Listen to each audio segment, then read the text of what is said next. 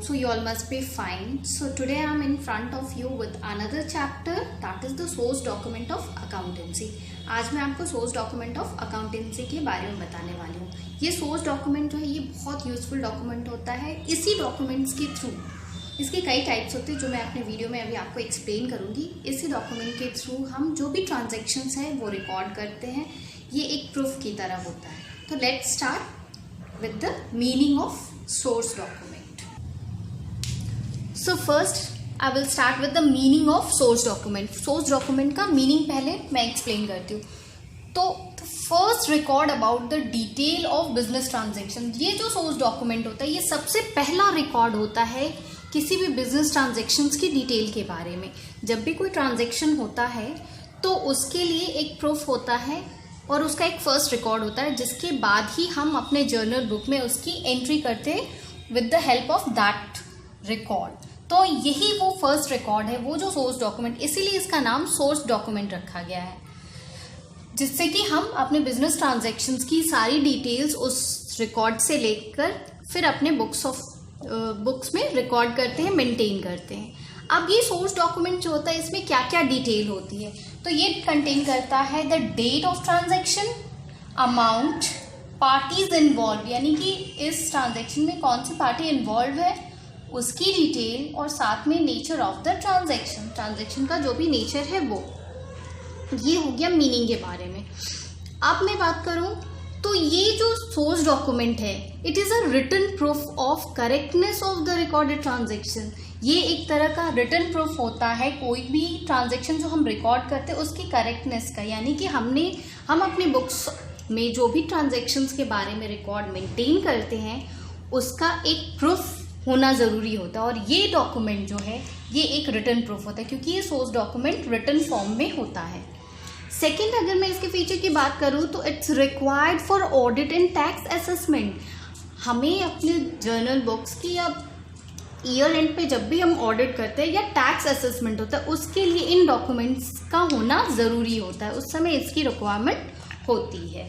Next, अगर मैं बात करूँ तो it is served as a legal evidence in case of dispute. अगर किसी भी तरह का कोई डिस्प्यूट हो जाए विद द अदर पार्टी जिससे हम डील कर रहे हैं, तो ये सोर्स डॉक्यूमेंट जो है उसमें हमारी हेल्प करता है. जिस भी पार्टी से रिलेटेड जो डॉक्यूमेंट्स होगा वो उसके लिए लीगल एविडेंस के तौर पे यूज़ हो सकता है. तो these are the features and about the meaning of source document. अब मैं आपको कुछ कॉमन सोर्स डॉक्यूमेंट्स के बारे में बताने जा रही हूँ. सम कॉमन सोर्स डॉक्यूमेंट्स जो जनरली बिजनेस में यूज़ होते हैं. तो सबसे पहले अगर मैं बात करूँ तो वो है कैश मेमो. तो कैश मेमो जो है वो कब इशू होता है और कौन इशू करता है इसको देखते हैं. तो when trader sells goods for cash, जब भी ट्रेडर गुड्स को कैश में सेल करता है, ही गिव्स कैश मेमो, तो उस वक्त वो कैश मेमो देता है. While receives cash memo when he purchase goods for cash, और जबकि जब वो कोई भी गुड्स कैश में परचेज करता है उस वक्त उसको कैश मेमो रिसीव होता है. यानी कि दिस लाइन का मीनिंग ये है कि जब भी गुड्स सेल होंगे कैश में तो उस वक्त कैश मेमो जो सेलर होता है वो प्रोवाइड करता है, और अगर कैश में गुड्स परचेज किए जाएं तो उस वक्त कैश मेमो जो है परचेजर को रिसीव होता है. नाउ इस कैश मेमो में क्या क्या डिटेल्स होती हैं ये हम देखते हैं. तो rate, quantity and total price of the item, यानी कि जो भी आइटम खरीदे या बेचे जा रहे हैं उसका रेट पर पीस का, quantity and total price of the item, यानी कि इसमें जो भी गुड्स परचेज किए गए हैं उसके रेट के बारे में, रेट ऑफ पर पीस दैट क्वांटिटी, और कितनी क्वांटिटी में वो गुड्स खरीदा गया, और साथ में उसका टोटल प्राइस क्या होता है, वो सारी डिटेल्स कैश मेमो में होती हैं. अब अगर मैं नेक्स्ट कॉमन सोर्स डॉक्यूमेंट की बात करूं, इससे पहले मैं आपको कैश मेमो का एक फॉर्मेट जो है स्पेसिमेन वो शो करना चाहती हूँ, वो दिखाती हूँ ताकि वो आपको और अच्छे से क्लियर हो जाए. तो ये है हमारा कैश मेमो का स्पेसिमेन, जिसमें सबसे ऊपर में आता है नेम ऑफ द कंपनी. ठीक है, यानी कि वो कंपनी जो गुड सेल कर रही है ये उसका नेम, साथ में उसके नीचे एड्रेस होता है. यहाँ पे मैंने एग्जांपल लिया मेटल वॉच कंपनी जो अपने गुड्स बेच रही है कैश में, ये उसका एड्रेस है।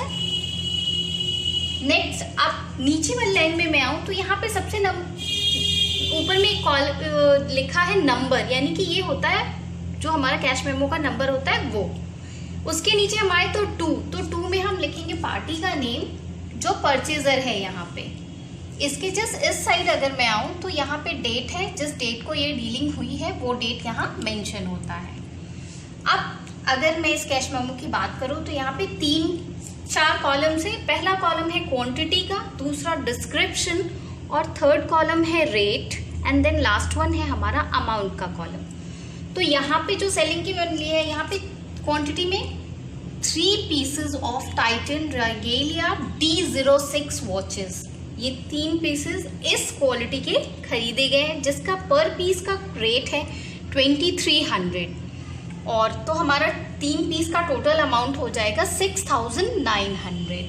नेक्स्ट एक और आइटम जो है परचेज किया गया है, जो है टाइटन रागा 108 वॉचेस, जिसके 2 पीसेस खरीदे गए हैं और पर पीस का रेट है 2700। तो पर पीस के रेट के अकॉर्डिंग टोटल अमाउंट हो गया टाइटन रागा का 5400। अब हम इसको टोटल करते हैं तो टोटल अमाउंट हमारा 12300 हो जाता है इन 5 वॉचेस का। अब यहाँ पे क्योंकि कैश में डीलिंग हो रही है तो यहाँ एक 10% का डिस्काउंट जो है सेलर के द्वारा अलाउ किया गया है, तो इस डिस्काउंट को हम बिल में लेस करेंगे। तो 10% डिस्काउंट हो जाता है 1230, वो हमने लेस कर दिया तो एक्चुअल इस सेल का टोटल अमाउंट हो गया हमारा 11,070 रुपीज़, यानी कि परचेजर जो है वो 11,070 रुपीज़ परचेज करेगा फॉर दीज 5 आइटम्स। तो ये है हमारा कैश मेमो। अगर मैं नीचे बात करूँ तो यहाँ पे लिखा है goods one sold are not taken back और एक्सचेंज। अक्सर आपने बिल वगैरह में जब भी आप गुड्स परचेज करते हो तो उस वक्त ये देखा होगा कि बिल के नीचे ये लिखा होता है कि हाँ गुड्स वुडंट बी एक्सचेंज या goods one sold are not be exchanged. तो ये एक कंडीशन लिखी होती है। नेक्स्ट यहाँ पे एक ब्लैंक बना है जिसके नीचे लिखा है manager for metal watches company. यहाँ पे मैनेजर का सिग्नेचर होगा, जो भी उस कंपनी का मैनेजर होगा उसका। तो this is all specimen of cash memo. ऐसा ही कैश मेमो होता है। तो आई होप कि आप इस एग्जाम्पल से और इस स्पेसिमेन को देख के आपको कैश मेमो और अच्छे से क्लियर हो गया होगा। अब मैं नेक्स्ट बात करूँ नेक्स्ट सोर्स ऑफ डॉक्यूमेंट की, तो वो है हमारा इनवॉइस। कैश मेमो के बाद होता है इनवॉइस। तो इनवॉइस की अगर मैं बात करूँ तो invoice when a trader sell goods on credit. अभी कैश मेमो जब हम कर रहे थे तो उस वक्त कैश सेल्स और परचेज की बात हो रही थी, बट अगर क्रेडिट में सेल हो तब क्या होगा, तो जब भी क्रेडिट में सेल होगा, ट्रेडर कोई भी क्रेडिट में अपना गुड सेल कर रहा है, ही प्रिपेयर्स अ सेल इनवॉइस। तब उस वक्त वो सेल इनवॉइस प्रिपेयर करता है, वो कैश मेमो नहीं सेल इनवॉइस प्रिपेयर करेगा। अब ये जो सेल इनवॉइस है वो क्या कंटेन करता है, तो नेम ऑफ द पार्टी जिसके साथ डीलिंग हो रही है, rate, quantity and total amount of sale. इसमें भी डिटेल्स लगभग वही है, बस फर्क इतना है कि ये क्रेडिट सेल के लिए है, यहाँ भी जो सेलर है वही इसको प्रिपेयर कर रहा है।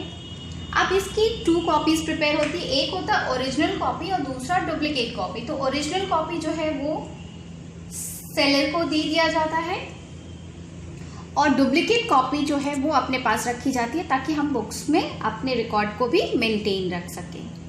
अब इनवॉइस के बाद में दूसरी बात करूँ तो वो नेक्स्ट है बिल का।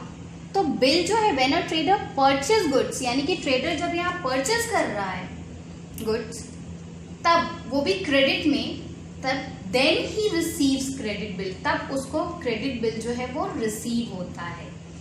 तो यहाँ पे परचेज करने पर, क्रेडिट परचेज करने पर जो ट्रेडर है उसको क्रेडिट बिल रिसीव होगा फ्रॉम द सप्लायर, जो भी सप्लायर होगा उसके थ्रू।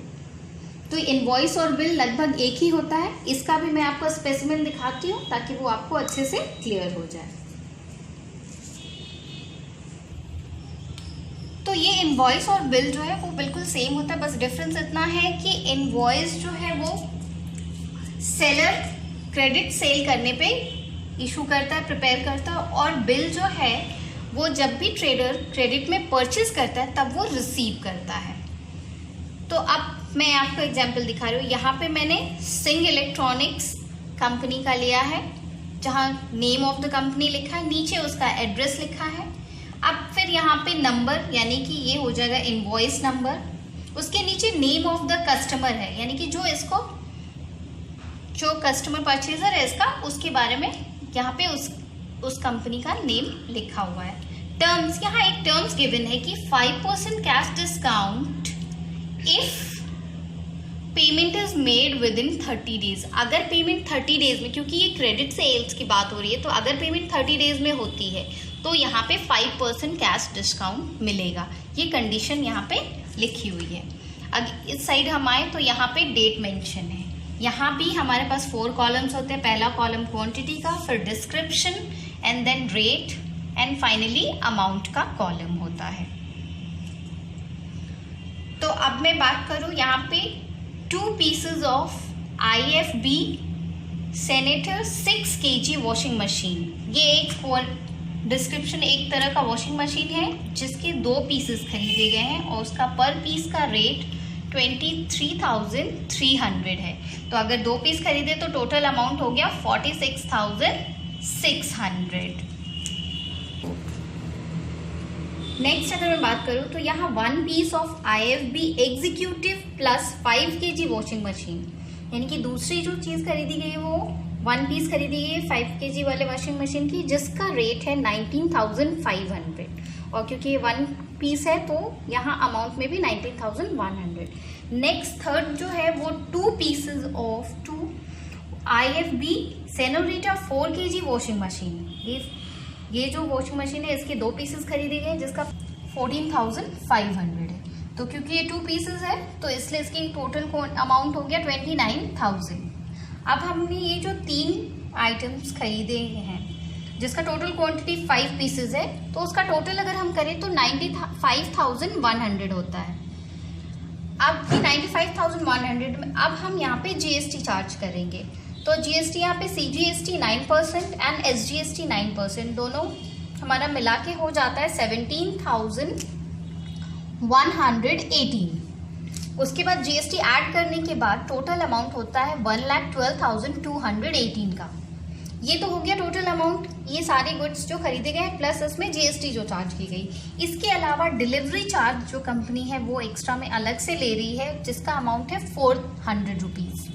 तो अब डिलीवरी चार्ज ऐड करने के बाद हमारा टोटल अमाउंट हो जाता है 1,12,618। तो ये हो गया इस पूरे जो भी ट्रांजैक्शन हुए हैं उसका पूरा टोटल अमाउंट। ये हमने यहाँ पे टोटल अमाउंट लिख दिया। अब नीचे अगर मैं बात करूँ तो नीचे यहाँ पे पार्टनर्स फॉर सिंह इलेक्ट्रॉनिक्स, यानी कि जो कंपनी है उसके पार्टनर का यहाँ पे सिग्नेचर होगा। और ये हो गया हमारा इनवॉइस या फिर बिल, दोनों सेम। इसी तरीके से इनवॉइस या बिल दोनों बनता है। तो ये हो गया format for invoice and bill. अब नेक्स्ट मैं बात करूं हमारे कॉमन सोर्स ऑफ डॉक्यूमेंट का, तो वो है रिसीप्ट। तो रिसीप्ट कब बनता है? When a trader receive cash from a customer. जब भी ट्रेडर को कस्टमर से कैश मिलता है, ही इशूड अ रिसिप्ट, वो एक रिसिप्ट इशू करता है जिसमें date, amount and name of the customer mention होता है। ठीक है, जैसे क्रेडिट सेल हुआ तो उसके बाद कस्टमर जब भी कैश पे करेगा तो वहाँ रिसिप्ट ट्रेडर उसे बनाकर देता है, इशू करता है, और जिसमें वो डेट, अमाउंट और कस्टमर का नेम मेंशन होता है। यहाँ भी ओरिजिनल कॉपी कस्टमर के पास जाती है और डुप्लीकेट कॉपी जो है वो ट्रेडर अपने पास रखता है ताकि वो अपने बुक्स में रिकॉर्ड मेंटेन कर सके।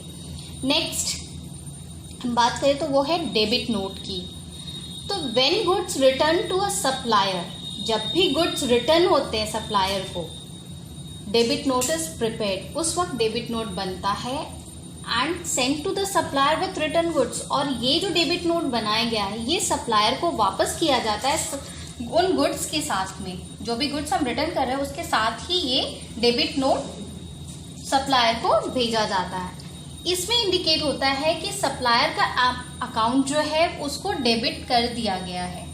इट कंटेन्स, अब इस डेबिट नोट में क्या क्या डिटेल होती है, तो date of the transaction, transaction की डेट जिस दिन भी गुड्स परचेज किए गए होंगे, name of account which is debited, यानी कि जो अकाउंट डेबिट किया गया है वो, एंड अमाउंट, जितने अमाउंट से किया गया है, and reason for the debit, और किस वजह से, जैसे गुड्स वापस हुए हैं तो उसके पीछे क्या रीजन है, गुड्स टूटे हुए थे या वो खराब हो चुके थे, तो वो रीजन भी उसमें मेंशन होता है। यहाँ पे भी डुप्लीकेट कॉपी जो है वो रख ली जाती है, और ऑलरेडी जब गुड्स रिटर्न करते हैं तो उसके साथ ही हम डेबिट नोट जो है वो सप्लायर को सेंड कर देते हैं। ये हो गया डेबिट नोट। नेक्स्ट बात करें तो होता है क्रेडिट नोट। तो क्रेडिट नोट में जब भी गुड्स रिसीव बैक होते हैं, कस्टमर वापस करता है जब भी ट्रेडर को goods, then credit note is send to him, तब जो है कस्टमर को क्रेडिट नोट भेजा जाता है, जिसमें ये इंडिकेट किया जाता है कि कस्टमर का अकाउंट जो है वो क्रेडिटेड कर दिया गया है। यहाँ पे भी डुप्लीकेट कॉपी रख ली जाती है और ओरिजिनल कॉपी जो होता है क्रेडिट नोट का वो कस्टमर को भेज दिया जाता है। तो this is all about the debit note and credit note. अब मैं अगर नेक्स्ट बात करूँ हमारा कॉमन सोर्स में, तो वो आता है, नेक्स्ट अगर मैं बात करूँ तो वो है पे इन स्लिप। तो पे इन स्लिप जो है वो हमारा बैंक में मिलता है, वो एक फॉर्म की तरह होता है, आप सबने देखा ही होगा। It is a form available from a bank, जिसको हम यूज करते हैं for depositing money in the bank, bank में पैसे जमा करने के लिए एक स्लिप जो मिलता है, जो हम फिल करते हैं, वही है पे इन स्लिप। और ये जो पे इन स्लिप फिल करने के बाद जब हमारा मनी डिपॉजिट हो जाता है तो ये कैशियर हमें वापस कर देता है आफ्टर स्टैंपिंग एंड सिग्नेचर करने के बाद। ये जो डिपॉजिटर है उसे वापस कर दिया जाता है। तो पे इन स्लिप आई होप कि आपको क्लियर होगा, आप सबने ये देखा होगा। नेक्स्ट में बात करूँ तो वो है चेक। चेक इज ऑल्सो, क्या आप सबने चेक को भी देखा होगा, चेक बुक जो है वो इशू किया जाता है। तो it is an order in return. Cheque mainly एक ऑर्डर है, होता है रिटर्न में, जो ड्रॉ किया जाता है बैंक के ऊपर to pay a specific sum of money to the bearer, यानी कि बियरर को एक स्पेसिफिक सम ऑफ मनी जो उस चेक में फिल्ड होता है अमाउंट, वो पे करने के लिए, या फिर the person named on it, या फिर बियरर को, या फिर उस चेक में जिसका नाम लिखा गया हो उसको। तो चेक भी आप सबने देखा होगा, और आई थिंक कि आपको चेक और पे इन स्लिप भी अच्छे से क्लियर हो गया होगा। तो this is all about the source document of accounting. तो आज अपने different types of commonly used जो सोर्स डॉक्यूमेंट होता है उनके बारे में जाना है। आपको ये वीडियो कैसी लगी आप कमेंट बॉक्स में जाकर ज़रूर बताइएगा, और ये वीडियो को लाइक करिए and subscribe my channel if till you have not subscribe. Thanks for watching this video.